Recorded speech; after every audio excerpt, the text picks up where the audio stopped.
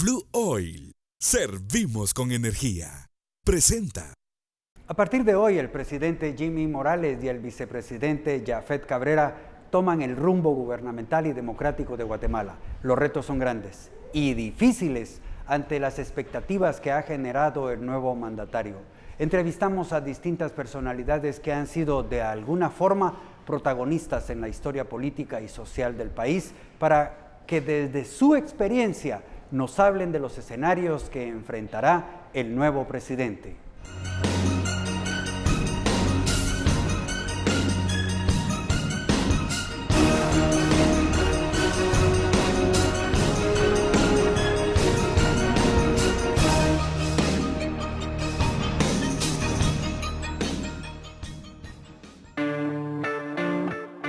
Es el 10º presidente de la era democrática que llega al poder, esta vez en una transición gubernamental atípica en todo aspecto y única.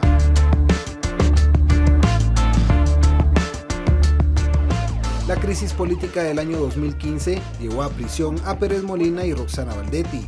La llegada de Alejandro Maldonado y Fuentes Soria tenía la tarea de entregar un mandato con evaluaciones rigurosas que pudiesen despejar de alguna forma la herencia de un gobierno fallido.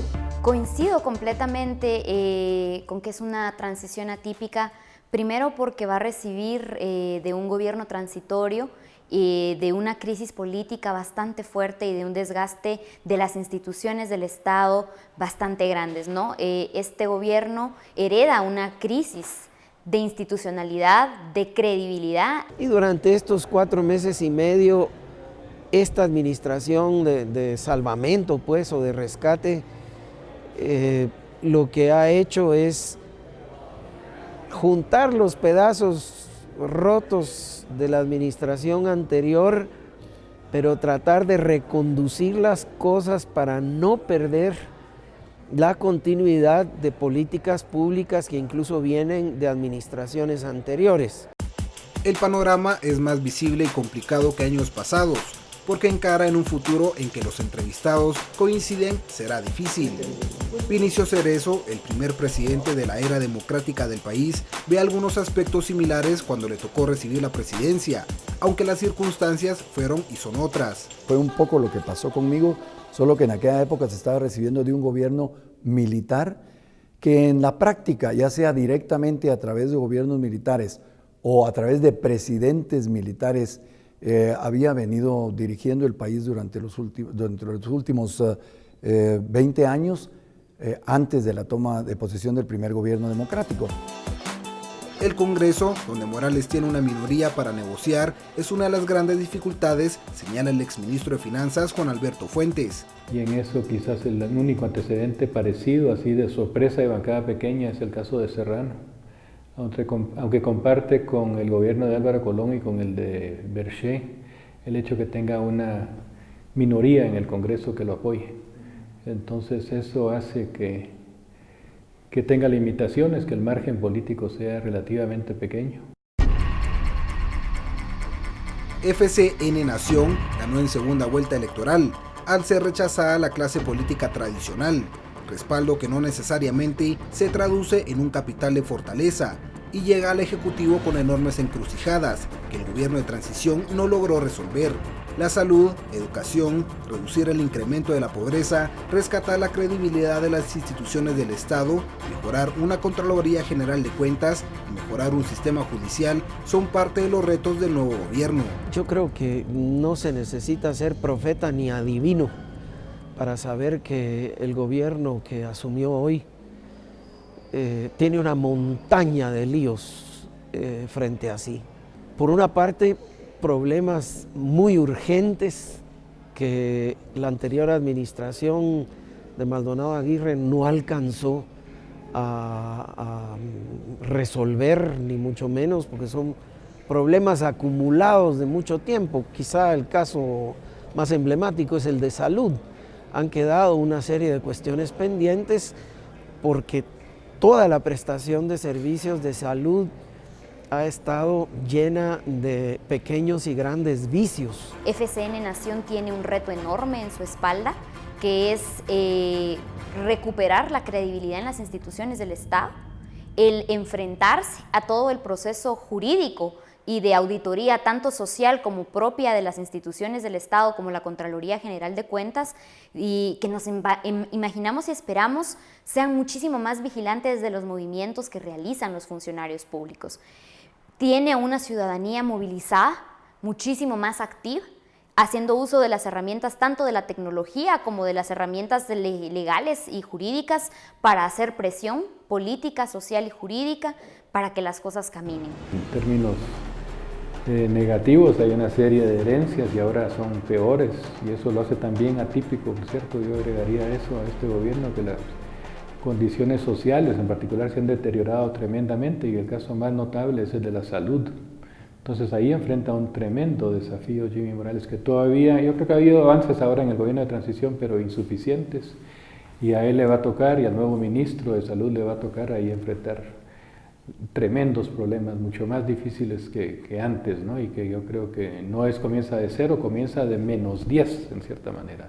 Los retos para el presidente son muy grandes, porque en primer lugar, una de las cosas que más afectaron al gobierno anterior fue la ineficiencia en el logro de los objetivos que se habían propuesto. Aunque se disminuyó un poco la violencia, la verdad es que no hubo una disminución definitiva como se esperaba del gobierno del presidente Pérez Molina. Se agravaron otros problemas como el problema de la salud, el problema de la educación, el problema de la marginación y de la pobreza, como se ha demostrado en las últimas encuestas que se han presentado, en el que ha habido una enorme concentración de la riqueza y un crecimiento de la pobreza. Somos de los pocos países de América Latina que en este campo fallamos, por lo tanto, y esto definitivamente se convierte también en un reto para el próximo presidente.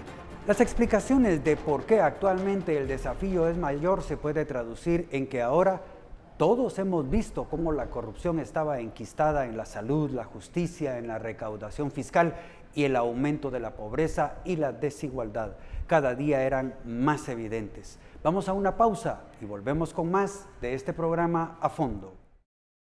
Problemas estructurales, un arrastre de conflictos e incapacidades de gobiernos pasados, y por resolver temas como la migración, el empleo y la discriminación hacia los pueblos indígenas son puntos que definitivamente el nuevo gobierno deberá poner especial atención. Además, para varios sectores sociales, la visita del vicepresidente estadounidense es parte del acompañamiento en los intereses latentes que tiene la agenda política de Estados Unidos en la región.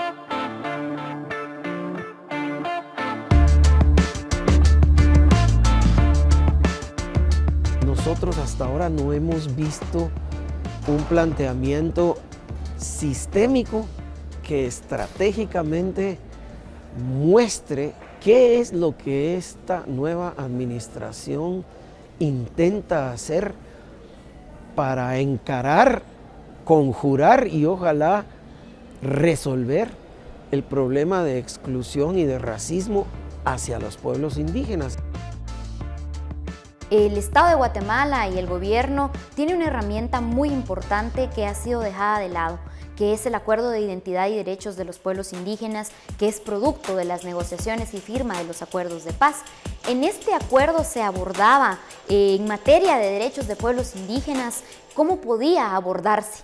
Desde el tema de la currícula educativa, el acceso a salud, vivienda, educación, justicia y derecho consuetudinario, cómo empezar a abordarlo desde el Estado. Entonces vemos que hay pequeños avances, pero también preocupa que ha sido siempre con dinero de la cooperación internacional.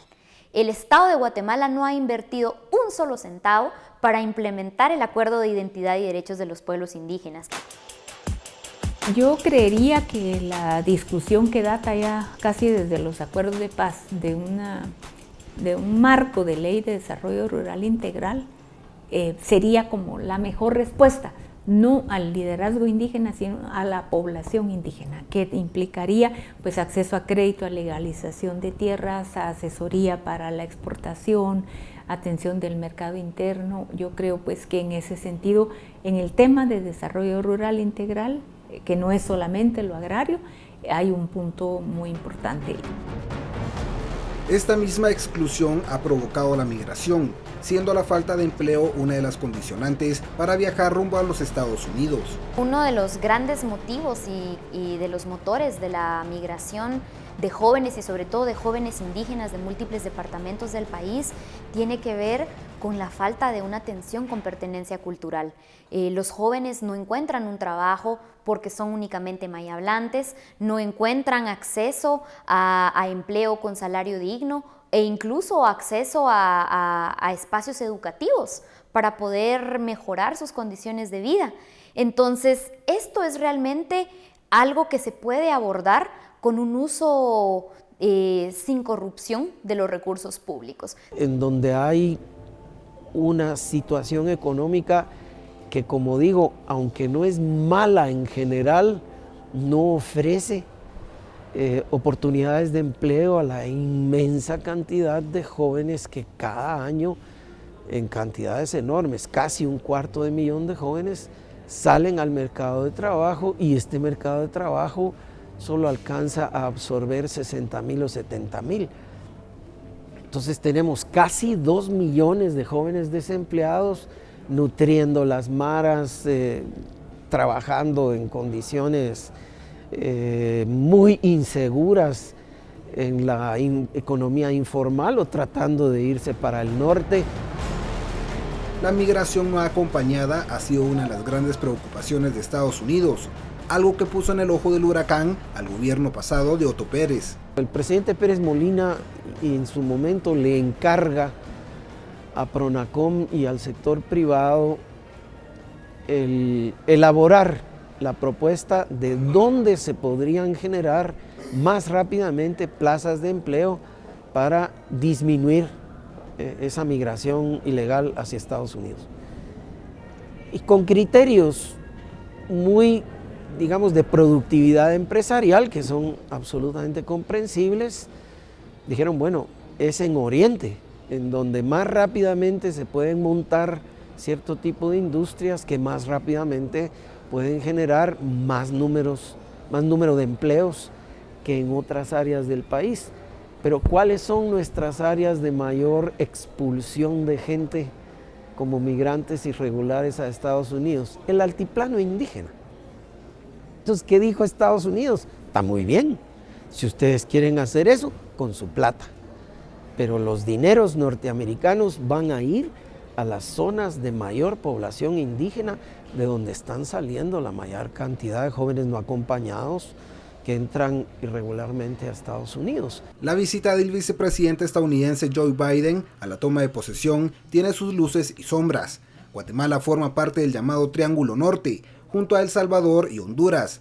Algunas analistas han querido interpretar la visita del vicepresidente Biden como una presencia con el dedo levantado, por decirlo de alguna manera, ¿no? Una especie de visita advertencia. Guatemala logra resultados políticos espectaculares en el 2015. Bueno, se espera que ahora el nuevo gobierno que el pueblo eligió siga esta ruta que resuelva los problemas más acuciantes. Pero yo sospecho que el gobierno de Estados Unidos va a estar apoyando al gobierno de Jimmy Morales. Yo no diría que hay ahí necesariamente un cuestionamiento, sino que más bien cierto apoyo que se va a reflejar en parte con esta Alianza para la Prosperidad. No son tantos recursos tampoco, yo creo que tampoco hay que esperar tanto, va a haber cierta condicionalidad también. Entonces,